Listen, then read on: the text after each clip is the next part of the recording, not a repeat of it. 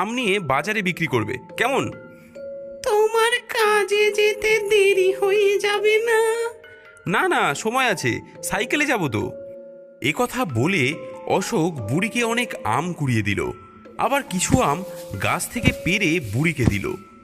বুড়ি খুব খুশি, দু হাত তুলে তাকে আশীর্বাদ করে বলল, বেঁচে থাকো বাবা।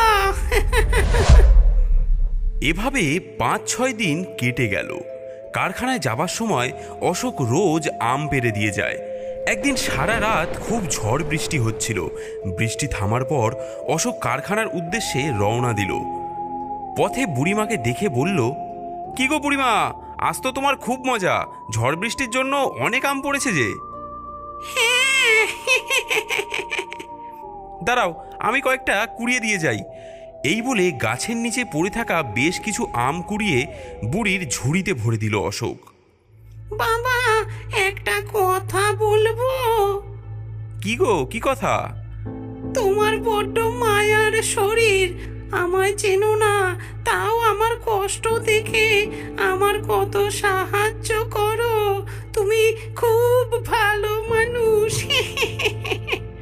বাবা, আমার একটা ছবি এঁকে দেবে? আমি জানি তুমি খুব ভালো ছবি আঁকো। ও বাবা, এ খবর আবার তুমি কোথার থেকে পেলে? শুনেছি গো, শুনেছি। আমার একটা ছবি এঁকে দেবে তো? আচ্ছা ঠিক আছে, দেব। আমার কুঁড়ে ঘর ওই ওই যে বনের ওই ধারে, দেখো দূরে একটা তাল গাছ আছে, তার পাশে। ওখানে গিয়ে দিয়ে আসবে, কেমন? আচ্ছা বেশ। বেশি দেরি করো না কিন্তু।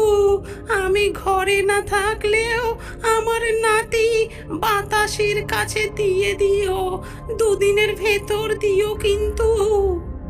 অশোক অবাক হয়ে বলল, কিসের এত তাড়া? আচ্ছা বেশ, তাই হবে। এখন চলি বুড়িমা, অনেক দেরি হয়ে গেল। পরের দিন কারখানা বন্ধ ছিল। অশোক সুন্দর করে বুড়ির একটা ছবি এঁকে বুড়ির কথা মতো আমবনের ওপারে সেই তাল গাছের পাশে কুঁড়েঘরটার কাছে গিয়ে, বুড়িমা, ও বুড়িমা, বুড়িমা বলে ডাকতে লাগলো। একজন ওখান দিয়েই যাচ্ছিল। সে বলল, বুড়িমাকে ডাকছো? সে তো মরে গেছে কয়েকদিন আগে। কি, বুড়িমা মারা গেছে? সে কি, কালকে যে আমাকে ছবি এঁকে আনতে বলল। কি, বুড়িমা ছবি এঁকে আনতে বলেছে? হ্যাঁ বলেছে তো, যে বুড়িমা আম বিক্রি